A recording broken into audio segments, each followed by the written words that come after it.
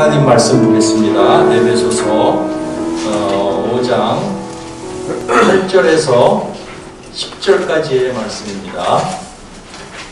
에베소서 5장 8절에서 10절까지 말씀. 그 3절밖에 안 되니까 다 같이 한 목소리로 하도록 하겠습니다. 시작. 너희가 전에는 어둠이더니 이제는 주 안에서 빛이라. 빛의 자녀들처럼 행하라. 빛의 열매는 모든 착함과 의로움과 진실함에 있느니라. 주를 기쁘시게 할 것이 무엇인가 시험하여 보라. 아멘. 이 시간 이완 목사님이 나오셔서 빛의 열매라는 제목으로 귀한 말씀 주실 때 모두 은혜가 되시기 바랍니다. 감사합니다.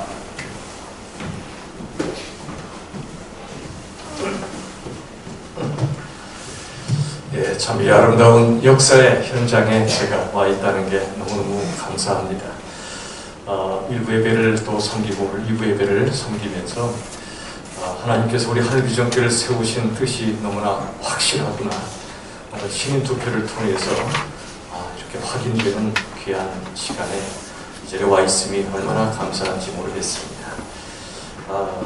제가 섬기는 열린비전교회도 이제 12년 반여 전에 하나님께서 첫 예배를 드리게 하시고 이제 6년 전에 또 담임 목사 신임 투표가 있었고 저는 아슬아슬하게 됐는데 이 교회는 놀랍습니다. 압도적으로 하나님이 하신 거니까 역시 청출어란 청어라는 생각이 듭니다.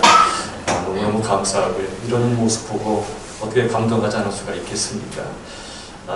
저도 이제 2번째도 신임 투표를 앞두고 있는데 모든 게 주의 뜻대로 될 거라 생각하고, 여러분 신임 투표에 여러 가지 의미가 있겠죠. 아까 장로님께서 말씀해 주신 대로 목사님께서 초심을 잃지 않으려고 또 정관에 함께 내용을 넣으셨고 스스로 족쇄를 채우시는 이게 바로 정말 우리 주님이 기뻐하시는 모습이 아닌가 싶고요.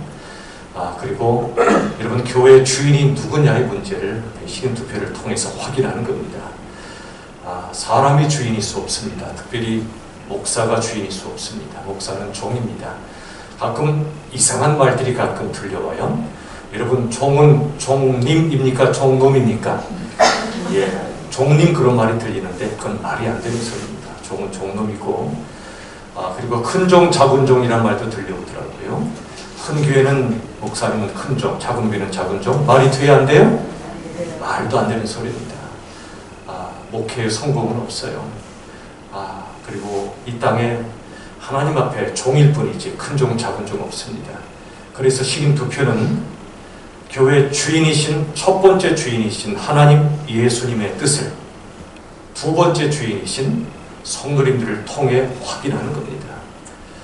그리고 목회자는 종이기 때문에 우리 주인의 뜻을 여러분들을 통해 여쭙고 그 다음에 허락하시는 시간 동안 겸허히 섬기다가 그 다음에 바람처럼 사라지고 하나님의 영광만 나타나는 게 종의 사명입니다. 세례 요한이 그랬잖아요. 나는 쇠하여야 하겠고 예수님만 흥하셔야 하리라. 그게 바로 종의 자세입니다. 그런 종의 자세를 확인하고 교회의 주인이 누군가를 확인하기 위하여 신임 투표를 하신 겁니다. 오늘도 진심으로 감사를 드리고요. 하나님 앞에 영광을 올려드립니다. 오늘 빛의 열매라는 제목의 말씀을 나누도록 하겠습니다. 5장 8절의 말씀 한번 같이 보시죠. 5장 8절 다 같이 한번 읽어볼까요? 시작. 너희가 전에는 어둠이더니 이제는 주 안에서 빛이라. 빛의 자녀처럼 행하라. 아멘. 여러분 여기 보시면 너희가 전에는 뭐였어요? 어둠. 이제는 주 안에서 빛이라. 빛의 자녀처럼 행하라 그러셨는데 누구나 그렇죠. 빛의 자녀처럼 행하고 살고 싶은데 잘 돼야 안 돼요? 잘 안 돼요. 너무 힘들어요. 아니 불가능해요. 그러면 빛과 어둠의 개념이 뭔가를 한번 보세요. 너희가 전 어둠이었다. 이제는 빛이라 하지 않으시고 누구 안에서 빛이라 하셨죠? 주 안에서. 그러므로 빛이란 뜻은 뭐냐면 주 안에 있는 상태를 빛이라고 말씀하세요. 그럼 어둠은 주님 안이 아니고 주님 밖에 있는 걸 어둠이라고 말씀하시는 거예요. 이 말씀이 그런 뜻입니다. 주 안에서 빛이라. 우리 스스로가 빛이 아니에요. 어둠이에요. 태어날 때부터 이 땅에 하나님이 사람을 창조하시고 아담과 하와가 하나님을 떠난 이후로 선악과를 따먹고, 선악과 사건은 과일을 훔쳐먹은 과일 소리 사건이 아니고 내가 하나님의 자리에 올라가고자 하는, 내가 인생의 주인이 되고 우주의 중심이 되고자 하는 인간의 죄악의 본질이 바로 원죄입니다. 교만과 탐욕으로 드러나고, 이 두 가지의 본질은 다름 아닌 철저한 자기중심성이에요. 주 밖에 있을 땐 그게 어둠이에요. 여러분, 그런데 주 안에서 빛이라 말씀하셨습니다. 여러분, 이 말씀은 너무나 중요한 말씀이에요. 빛이신 주님과 단절된 사람, 주님 밖에 있는 사람은 두 가지 어둠 속에 쌓여 살아요. 하나는 죄의 어둠, 또 하나는 자아의 어둠입니다. 죄와 자아의 어둠 속에 삽니다. 이 땅에 많은 사람 보세요. 예수 안 믿어도 착한 사람 많아요. 예수 안 믿어도 착한 일 하는 사람 많아요.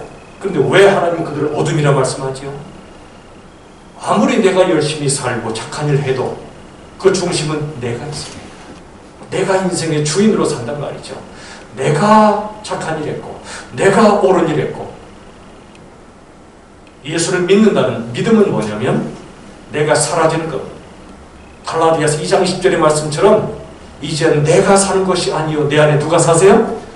예수님이 사세요. 나는 그 예수님을 믿음으로 사는 겁니다. 그러므로 주님 안에 있는 것이 빛이요 주님 밖에 있는 게 어둠이에요. 우리는 어둠이었어요. 그런데 예수님을 내 안에 모실 때 예수님이 빛이시기 때문에 예수님과 함께 빛이 내 안에 들어오는 겁니다. 어둠이었던 내가 예수님 때문에 빛이 되는 거예요. 그래서 빛의 자녀로 행하라고 말씀하시는 겁니다. 우리가 빛의 자녀로 행했다. 내가 행했다고 말할 수 없어요. 네 안에 예수님이 하셨기 때문에 자랑할 게 아무것도 없어요. 여러분, 주께서 우리에게 주신 말씀, 만약 빛이신 주님과 단절된 인생은 어둠이다. 그들은 인생의 참된 의미와 목적을 알 수가 없어요. 하나님을 모른 채, 예수님을 모른 채, 네 안에 예수님이 안 계신 상태에서 인생의 참된 의미와 목적은 알 수가 없어요. 오직 죽기 전에 열심히 실컷 먹고 마시자. 그리고 이 땅에서 성공하고 남들한테 인정받고 고작해야 그 정도가 인생의 목적이 돼요. 그러나 빛이신 주님을 내 안에 모시면 인생의 목적이 뒤집어져요. 더 이상 나를 위해서 살던 삶이 아니라 이 땅을 창조하셨고 우리 위해 죽으시고 부활하신 예수님을 위하여 사는 삶으로 뒤집어지게 된다 그 말이죠. 그 대표적인 사람이 사울입니다. 신약에 나오는 사울. 이 사람은 자기 확신으로 꽉 차 있었어요. 예수 믿는 사람들은 잡아 죽여야 된다. 라는 확신으로 가득 차서 다메섹, 즉 다마스커스를 향해 체포영장을 가지고 가는 길에 엄청난 빛이 사울을 감싸버립니다. 그 빛은 예수님의 빛이었습니다.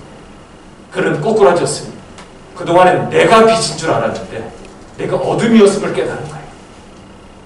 예수님의 빛을 만나고 나서 진짜 빛을 발견하고는 그 빛 앞에 꼬꾸라졌습니다.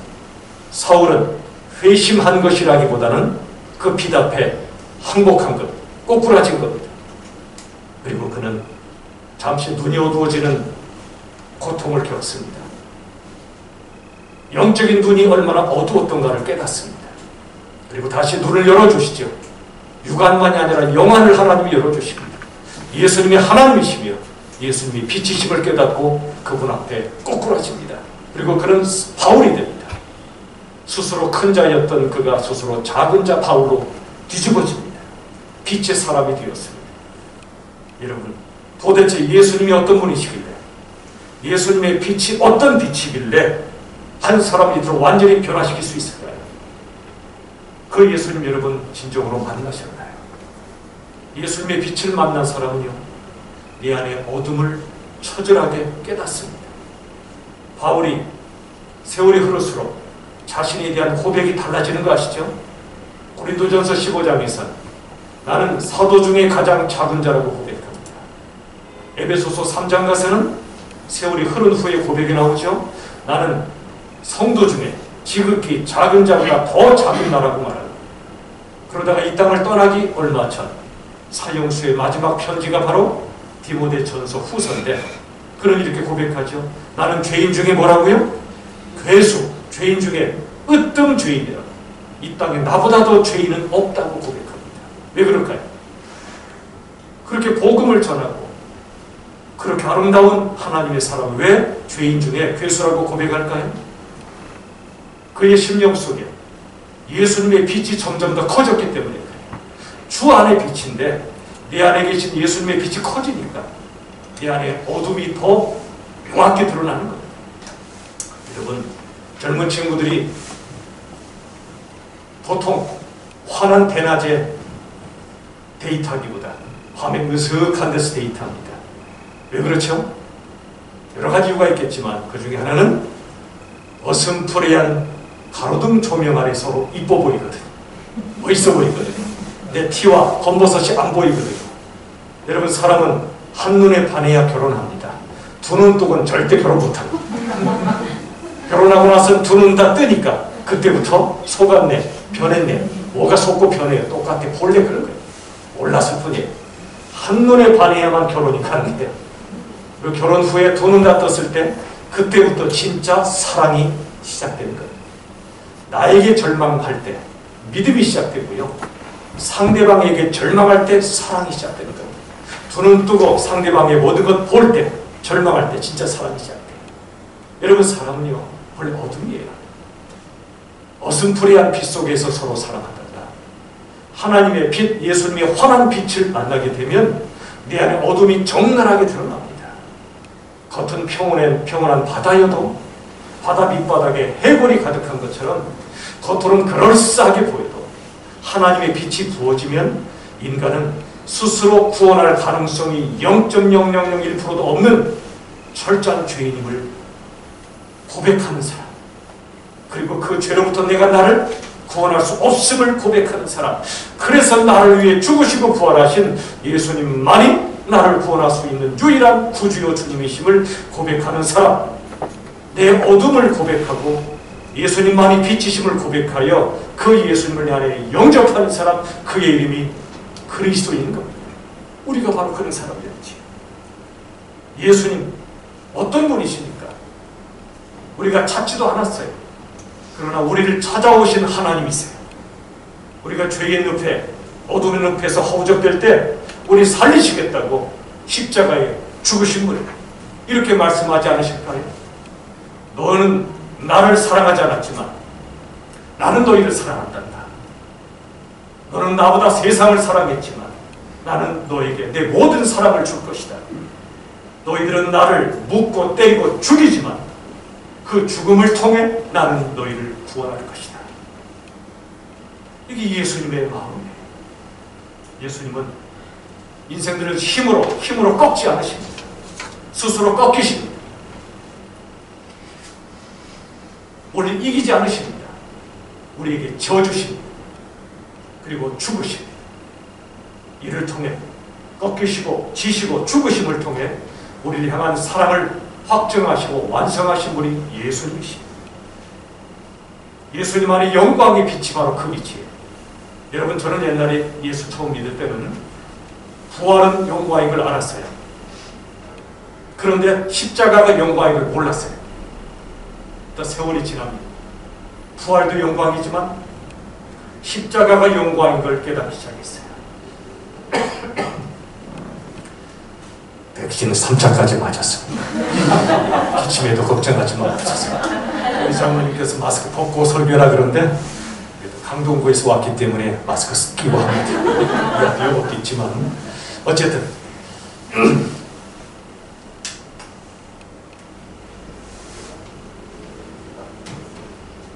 여러분 보니까 제가 감격이 있어 목이 메이나 봐요. 너무 진짜 감사해요. 여러분, 우리 주께서 우리에게 주신 그 십자가가 왜 영광인가를 여러분 깨닫고 계신가요? 예를 들어 한 아이가, 아주 어린 아이가 트럭이 오는지도 모르고 저쪽으로 굴러간 공을 집으려고 달려가다가 이 트럭에 치일 수밖에 없는 순간 아버지가 달려가서 아이를 쳐내고 본인이 대신 차에 치여 죽었다고 생각해 보십시오. 자식을 살리려고 죽은 아버지의 죽음은 저주입니까? 영광입니까? 그건 영광입니다. 사랑의 영광입니다. 죽기까지 사랑하신 영광이지. 마찬가지입니다. 십자가는 겉으로 보기엔 저주로 보였어요. 가장 죄인의 모습으로 십자가에 죽으셨기 때문에. 그런데 그 십자가가 영광인 걸 제자들도 몰랐어요. 예수님께서 제자들에게 나 십자가에 죽을 것이다, 부활할 것이다 말씀을 하셔도 이해를 못해요. 그들에게 영광은 저 로마 황실이 영광으로 보였어요. 화려하고 거대한 로마 황실, 힘이 우상이 되는, 힘이 하나님 자리에 올라가 있는, 그게 그들의 영광이었어요. 그런데 그들이 그토록 따라다녔던 예수님이 십자가에 죽으시겠다니 말도 안 되죠. 힘의 하나님이 되어서 로마의 압제로부터 우리를 해방시켜주고, 내가 예수님 옆자리 좌우에 앉아서 영광 누리고 싶었는데 죽으시다니 말도 안 돼요. 이해가 안 돼요. 그래서 다 도망가 버렸어요. 예수님 3번이나 부인하기도 했어요. 그런데 예수님 부활하신 후에 부활만이 영광이 아니라 십자가 자체가 영광임을 제자들이 깨달았어요. 십자가와 부활이 주님의 하나님이심을 깨달은 거예요. 그러자 그들은 깊은 자책감에 빠졌어요. 부활하신 예수님을 도망가 버렸어요. 저 같으면 예수님 부활하셨네? 역시 하나님이시네? 따라다녀야 되겠네? 찰싹 달라붙었을 텐데 제자들은 부끄러워서 도망가 버렸어요.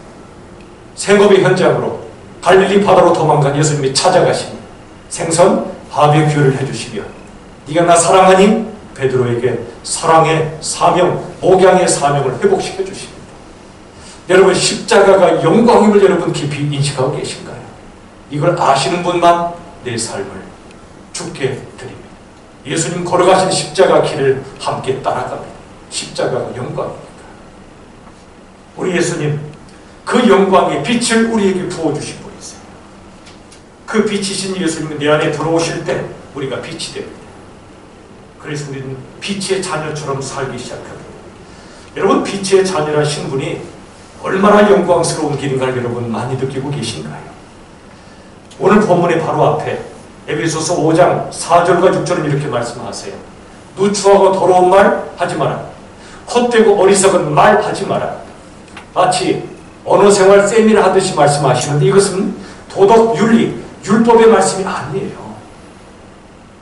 빛의 자녀의 입에서 누추한 말, 더러운 말, 헛되고 어리석은 말이 나올 수가 없다는 말씀이에요. 도덕적 말씀이 아니라 영적인 말씀이에요. 네 안에 예수님이 계신데 어두운 말을 밖으로 내뱉을 수 없지 않겠냐, 그런 뜻이에요. 그런 말들은 지극히 선하고 아름다우신 하나님을 표현할 수 없는 말이라, 그런 뜻이에요. 우리는 이제 빛의 자녀가 된 겁니다. 우리가 자리서가 아니에요. 내 안에 예수님을 모셔드린 한 가지 사실 때문에, 우리 안에 그분 때문에 우리가 빛의 자녀가 된 거예요. 그러므로 우리가 걷는 인생길은 빛의 길입니다.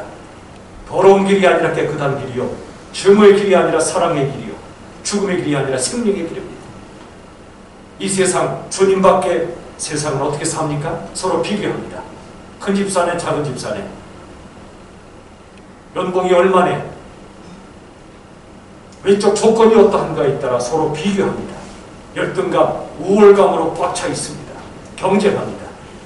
어둠의 길입니다. 그런데 주님 안에 있는 사람, 빛의 길을 걷는 사람은 어떤 사람도 주님을 대하듯이 존중합니다. 사랑합니다.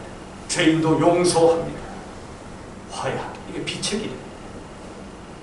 오늘 본문의 말씀 보십시오. 5장 9절 다 같이 읽겠습니다. 에베소서 5장 9절 다 같이 시작. 빛의 열매는 모든 착함과 의로움과 진실함이라. 그 말씀의 제목이 빛의 열매인데 세 가지죠. 착함, 의로움, 진실함. 하나씩 살펴보죠. 착함은 다른 말로 선함입니다. 선함하면 떠오르는 사람이 있죠. 선한 사마리아 사람이죠.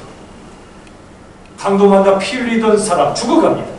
레위인 제사장, 이른바 종교인들은 그냥 지나가 버리죠. 한 사람, 사마리아 사람은 멈춥니다.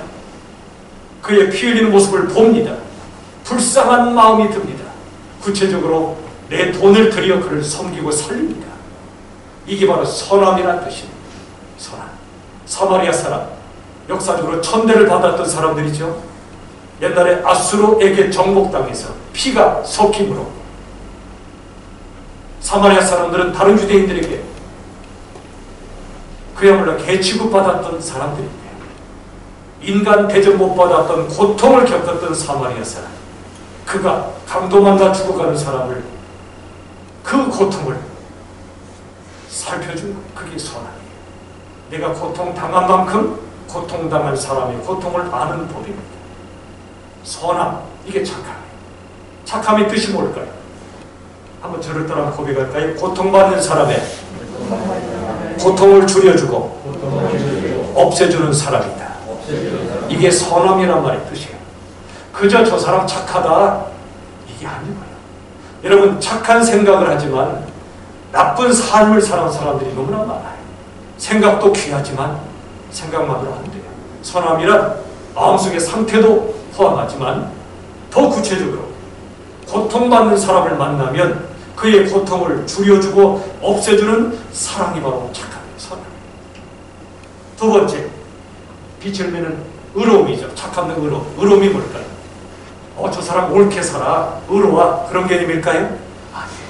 성경은 말씀합니다. 의인은 없나니 하나도 없다. 100% 다 치우쳤고요. 100% 다 죄인이고요. 100% 연약해. 바울의 아까 고백처럼 예수님의 빛이 점점 더 내 영혼을 비출수록 내 속에 얼마나 죄악의 해골바가지가 있는가를 알게 돼요.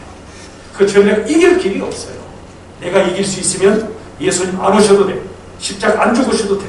그러나 100% 의롭지 않고 의인은 없고 내 스스로 죄로부터 나를 구원할 수 없기 때문에 절대 절망의 상태에 있기 때문에 절대 하나님이 이 땅에 오신 겁니다. 그리고 우리 죄를 대신하여 죽으신 거예요. 그럼 의로움의 뜻이 뭘까요? 이 의로움의 뜻은 내가 의롭다 그런 뜻이 아니고요. 한번 저를 따라 한번 해보실까요? 의로움은 힘의 한계를 정해서 힘이 부족한 이에게 힘을 나눠주는 것이다. 이게 성경이 말씀하는 의로움이에요. 이게 정의의 개념이에요. 다시 말씀드릴게요. 의로움은 자기의 힘의 한계를 정해서 힘이 부족한 이에게 힘을 나눠주는 거예요. 고린도후서 8장 14절에 이런 말씀이 있어요. 너희의 넉넉한 것으로 그들의 부족한 것을 보충함은 균등하게 하려 함이라고 했어요. 이 말씀을 잘못 해석한 공산주의자들은 모든 사람을 균등하게 만들어주겠다고 폭력을 행사했어요. 결과적으로 공산당 저들만 배불리고 민중은 다 배고픔에 처하고 말았어요. 악한 사상입니다. 그러나 성경은 그게 아니에요. 우리에게 주신 모든 것, 자유롭게 땀 흘려 번 돈으로 자기 배만 불리지 않고 우리의 넉넉함으로 부족한 이들에게, 배고픈 이들에게 내 것을 떼어서 보충해 줌으로 서로 함께 살아가는 세상을 만들까. 이게 성경이 말씀하는 정의로운 세상이에요. 여러분, 의로움의 개념을 뭐라고 말씀드렸죠? 자기 힘의 한계를 정한다고 그랬죠. 여러분, 생명체는요, 하나님께서 성장의 한계를 반드시 두게 하셨죠. 만약 제가 5m, 10m로 키가 커지면 사람입니까? 괴물입니까? 얘기하세요. 제가 뭐가 되죠? 괴물이 되는 거예요. 나무도 풀도 생명체는 성장의 한계를 하나님이 두신 거예요. 교회는 조직체가 아니고 생명체입니다. 유기체요 생명체. 조직체는 무한 성장을 꿈꿔도 돼요. 세상 조직처럼. 그러나 생명체는 성장의 한계를 정해야 돼요. 한계를 정하지 않으면 바벨탑이 돼요. 힘이 신이 돼요. 자기의 힘이 하나님 자리에 올라가요. 여러분, 의로움이란 자기 힘의 한계를 정해요. 묻겠습니다. 나무의 진짜 열매가 뭘까요? 1번, 자기에게 열린 열매. 2번, 또 다른 나무. 답이 몇 번이죠? 친절한 요한씨가 2번을 가리켰어요. 근데 대부분은 1번으로 생각해요. 나무의 열매는 내 나무에 주렁주렁 맺힌 열매가 내 열매라고 생각해요. 아니에요. 진정한 열매는 또 다른 나무예요. 만약 한 그루의 나무가 열매를 1000개, 10,000개, 10만 개를 맺기로 결정하고 한다면 그 나무는 쓰러져요. 그 열매의 무게 때문에 쓰러져요. 고목이 되고 말아요. 하나님 원리는 그게 아니에요. 나무의 진정한 열매는 또 다른 나무예요. 애나무에 열린 열매는 나무가 스스로 먹지 않아요. 나무는 열매에 집착하지 않아요. 나무가 열매를 맺는 것은 누군가에게 열매를 제공하기 위해서 맺는 거예요. 나 많이 맺었다? 아니. 진짜 열매는 또 다른 나무가 진짜 열매. 여러분 하나님께서 참 놀랍게도 6년 전에 하늘비전교회를 세워주셨습니다. 하늘비전교회가 세워진 것은 열린 비전교회가 세운 거 아닙니다. 제가 세운 거 더더구나 아닙니다. 하나님께서 세우셨습니다. 저는 12년 반여 전에 제가 성면의 열린 비전교회가 개척되었을 때 깨달았어요. 깨달음을 주셨어요. 개척한 게 아니고 개척되었다는 사실. 사람이 개척한 게 아니에요. 아까 신임투표도 교회 주인이 누군가를 확인하는 거라고 그랬죠. 마찬가지로 교회 개척도 사람이나 조직이 하는 게 아니에요. 하나님이 하시는 겁니다. 열린비전교회는 거기에 쓰임 받았을 뿐 분립개척의 주체가 아니에요. 하나님이 하신 겁니다. 그리고 오늘 이 시간 저는 제가 섬기는 교회를 떠나와서 오늘 여러분 앞에 왔습니다. 너무너무 감격스러워. 지금 이 시간 설교하고 계신 분이 계세요. 아까 장로님이 말씀해 주신 이동승 목사님이 오늘 설교하고 계세요. 이분이 오늘 설교의 주제가 뭐냐면 앞으로 또 다른 분립개척교회를 하나님께서 세우시기를 지금 기도 시작했거든요. 성도님들 모집을 시작했어요. 장로님도 권사님도 안수집사님도 어떤 성도님도 가시기를 당부를 당부했어요. 이 목사 말은 그렇게 하지만 진심이요? 라고 저한테 묻는 분들이 계실지 모르지만 제 욕심은, 제 죄성은 못 보내요. 살점을 떼서 그게 보내는 게 아파요. 제 본성은 못 보내요. 그런데 하나님이 하시니까 순종이 생명이니까 순종할 뿐입니다.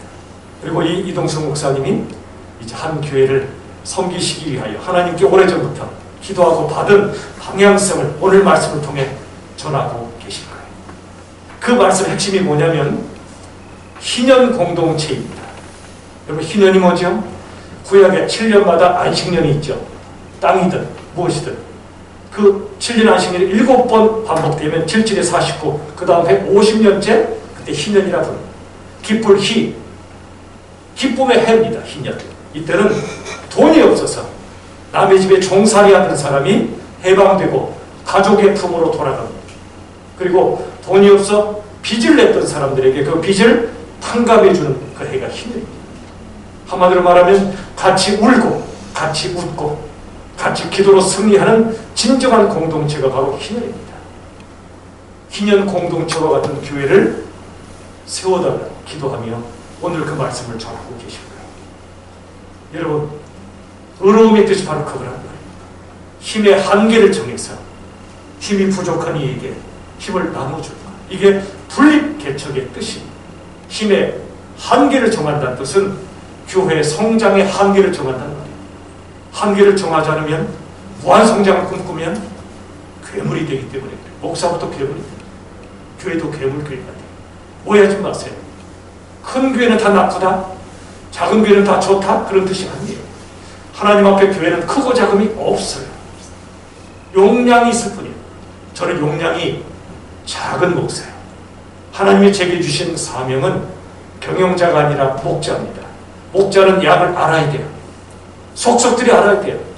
양의 눈물이 어떠한지, 양의 한숨이 어떠한지 알아야 돼요.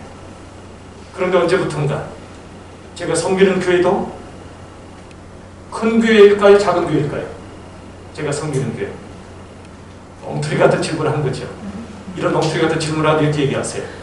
큰 교회보다는 작고 작은 교회보다는 크다. 이게 말도 안 되는 질문이라는 얘기예요. 근데 제 용량은 초과했어요. 용량이 작기 때문에 용량은 이미 초과했어요. 어떤 용량이요? 목양의 용량입니다. 목자로서 용량이에요. 한 영혼 한 영혼을 속속들이 알고 함께 기뻐하고 기도해. 그게 목양인데 용량을 초과하다 보니 매일 죄 짓는 것 같아요. 그래서 교회를 분립하기로 하나님께서 이끌어 가시는 거예요. 여러분 너무나 행복하시잖아요. 서로 이름을 다 아시고 새로운 분이 오시면 너무 기쁘시죠? 그리고 누군가 아프시다. 모든 성도님들이 막 발레부터 기도하고 계시죠. 그게 교회라는 말이에요. 그게 희년 공동체입니다. 그게 진정한 교회라는 말이죠. 그래서 제 용량을 초과해버리는 교회는 어떻게 하겠어요? 열심히 전도를 해야 됩니다. 생명을 살려야 되니까. 전도해서 교회를 키우자가 아니라 전도해서 교회를 세우자로 인도하십니다. 입투수교회라고 영국에 있습니다. 윤 목사님도 같은 마음이신 것 같아요. 영국 입투수교회는 무너져가는 영국을 살리고 있는 교회예요. 이 교회는 100명이 되면 무조건 30명을 파송해서 교회를 세웁니다. 그 30명 교회가 또 100명이 되죠? 또 30명을 떼서 또 보냅니다. 막 번져가니까 곳곳에 교회가 세워지고 복음의 정신이 살아있고 십자가 정신이 살아있는 거예요. 한때는 1만 명의 교회가 세워지면 대단하다고 말했어요. 그런데 그것도 귀하죠. 큰 교회라고 나쁜 거 아니에요. 하나님 일하시는 통로입니다. 그러나 1만 명 되는 교회 한계가 뭐죠? 담임 목사님이 성도들 이름을 알겠냐고요. 그들의 한숨을 알겠냐고요. 안 되죠. 또 한 가지, 하나의 1만 명 교회보다 100명 모이는 100개 교회가 훨씬 더 많은 일을 합니다. 하나님의 뜻이에요. 창세기에도 너희가 생육, 번성 그 뒤에 충만하라 말씀하셨어요. 충만이란 말은 흩어지라는 얘기예요. 흩어지라. 온 세상에 충만하라, 흩어지라. 한 곳에 바벨탑 쌓지 말고.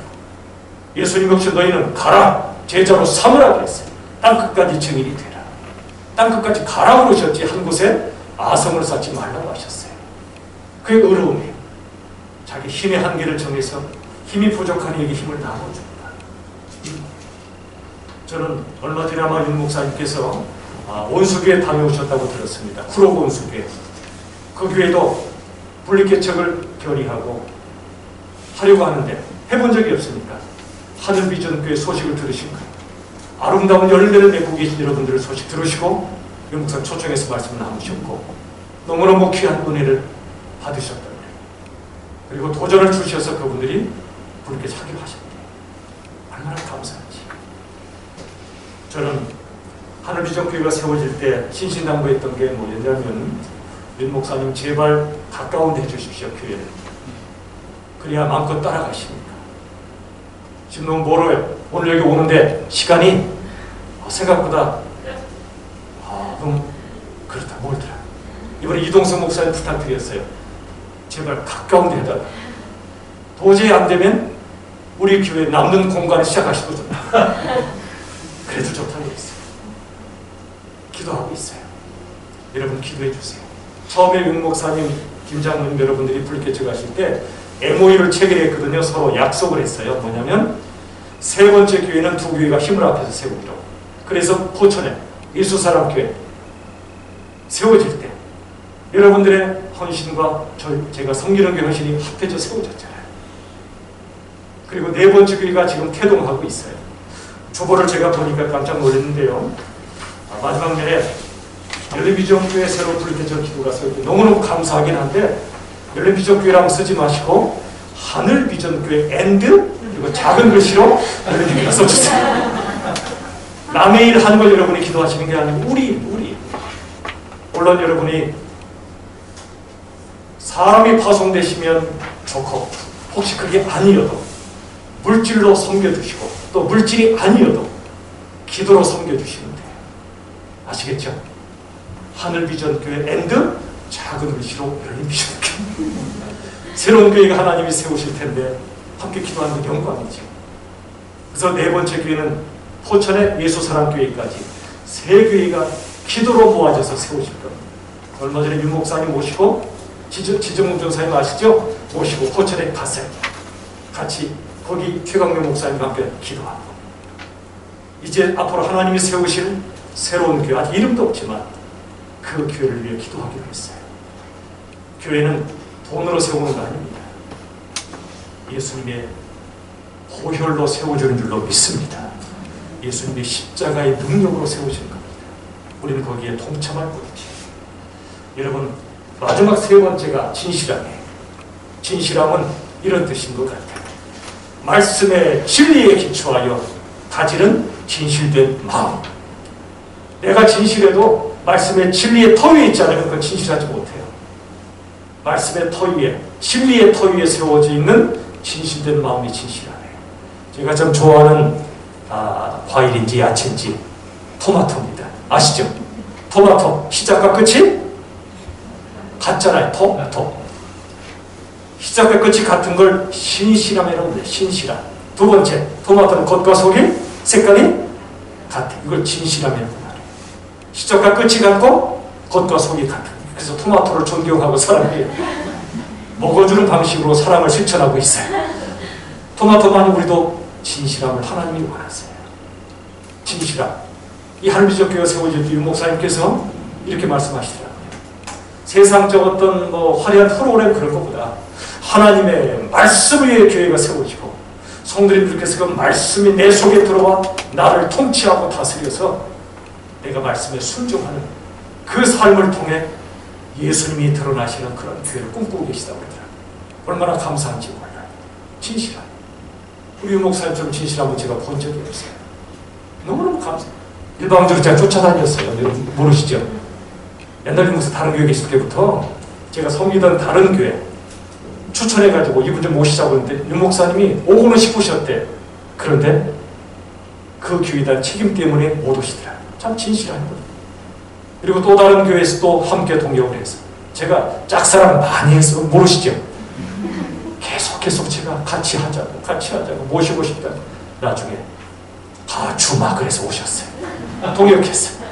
그리고 함께 섬기다가 하늘비전교회를 섬기신 일에 결단하시고 충성해 오셨고 여러분도 함께 오셨고 이 교회가 세워진 후로 새롭게 합류하신 성도님들 정말 잘하셨습니다. 진심으로 잘하셨습니다. 여러분 누구의 음성을 듣는가가 그의 선택과 삶을 좌우합니다. 양은 목자 음성을 들어야 그 선택과 삶이 아름다워집니다. 우리의 진짜 목자는 예수님이십니다. 함께 하나님의 말씀의 음성을 듣고 목사와 모든 성도님들이 순종하는 교회가 하늘비전교회 아닙니까? 누구 음성을 듣는가가 선택과 삶을 좌우해요. 매일 말씀을 묵상하고 그 음성을 주의 음성을 듣고 순종하는 그게 진실함이에요. 그게 진실함. 진실함은 진리에서 나오는 거예요. 앞으로도 말씀의 진리 위에 든든히 서가시길 간절히 바랍니다. 세 가지. 착함, 의로움, 진실함. 착함이 뭐라고 그랬죠? 그냥 착하다가 아니고 고통받는 이의 고통을 덜어주고 없애주는 사랑이라고 그랬어요. 의로움이 뭐라고 그랬죠? 힘의 한계를 정해서 힘이 부족한 이에게 힘을 나눠주는 게 의로움이라고 그랬어요. 진실함이 뭐라고 그랬죠? 말씀의 진리의 터 위에서 가진 진실된 마음이요 삶이라고 그랬어요. 이게 빛의 열매입니다. 저는 하늘비전교회가 이 세 가지 열매를 아름답게 맺고 계심이 너무너무 감사하고요. 앞으로도 주님 오시는 그날까지 저와 여러분이 천국 가는 그날까지 빛의 열매를 풍성하게 맺으시기를 예수님의 이름으로 축원합니다.